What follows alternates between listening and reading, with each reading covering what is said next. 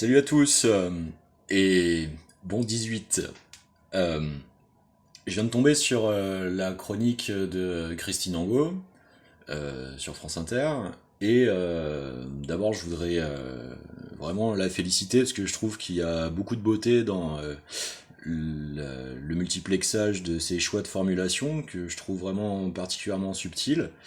Et je voudrais la remercier de visibiliser cette valeur fragile du sensible. Et du coup, je voudrais lui proposer d'entendre les fulgurances qu'elles m'ont inspirées. Euh, et je voudrais lui préciser tout de suite que dans mon cas personnel, c'est parce que j'ai eu l'extraordinaire chance familialement d'être élevé par une femme extraordinaire du point de vue de la volonté d'un combat, d'une valorisation de la possibilité des richesses de cette sensibilité subtile appropriée euh, à l'avancée des capacités d'études cliniques qui ont donné les thèses de la douance et de ce qu'il est appelé techniquement la haute potentialité. Et donc le cœur de la notion qui m'a été offerte comme garantie de confiance en moi assez inébranlable, c'est le principe d'hyper-empathie, comme une certitude caractérielle.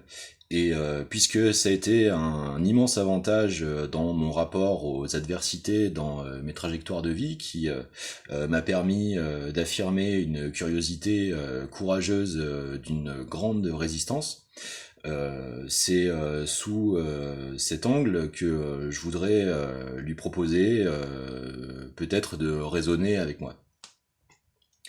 Ce qui a déclenché cette fulgurance de visionnarité, c'est le fait de la belle formule de ce on écrit pour rien, on écrit sans raison, et donc c'est pour ça qu'on lutte, que je peux entendre dans mon amour pour l'évolution des langues comme du vieux français de lu possédé, et donc de la dépossession.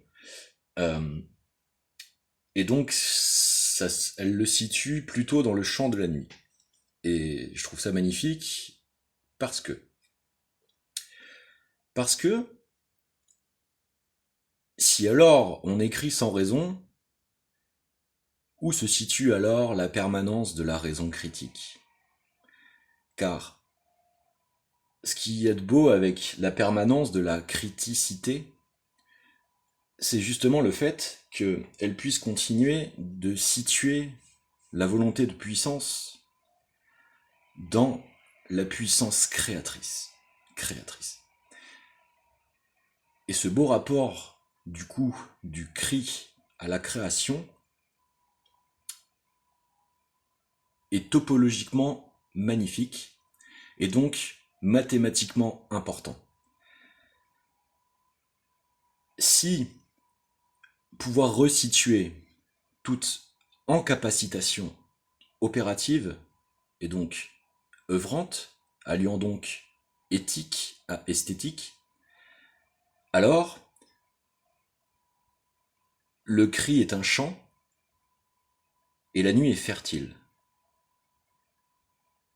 Si topologiquement c'est possible car la raison est au centre, comme la sève d'un tronc, alors la question du rapport du centre et de la périphérie nous rappelle le démon de l'inertie, et donc une formidable capacité de dépossession.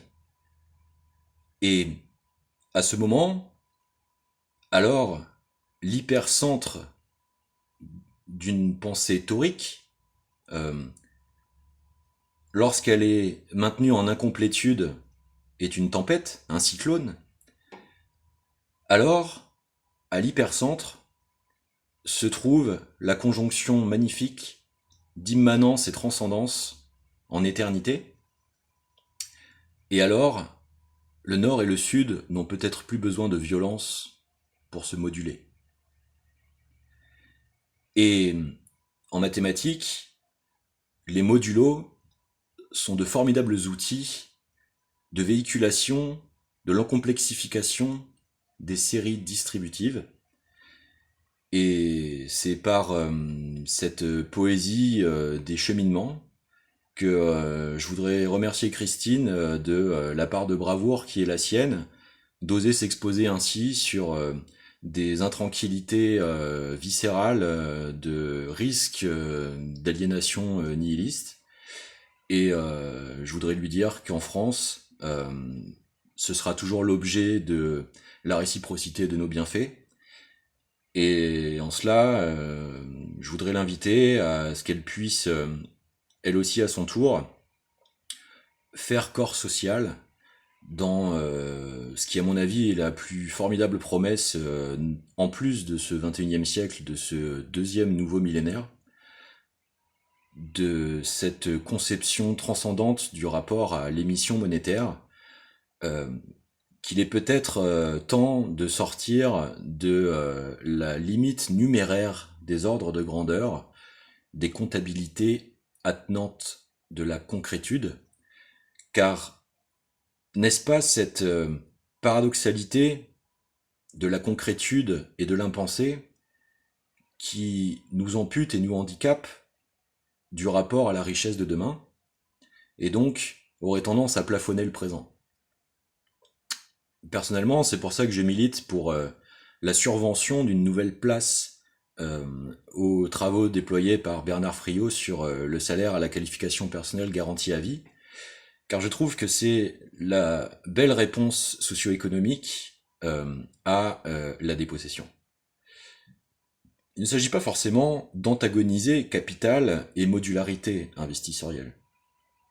Et donc, je serais vraiment très intéressé des avancées prospectives de la condition de conscientisation en temps réel de Christine Angot sur ces sujets, car je serais vraiment très très curieux de son positionnement avec ce cheminement de sublimation de ce que peut-être ses propres déterminismes et tropismes cultuels et culturels propres. Et donc, c'est cette belle zone de la modularité socio-collective que je trouve la plus formidable friche de l'ère contemporaine. Et à ce titre, c'est une invitation à essayer de co-prospectiver. Bonne journée.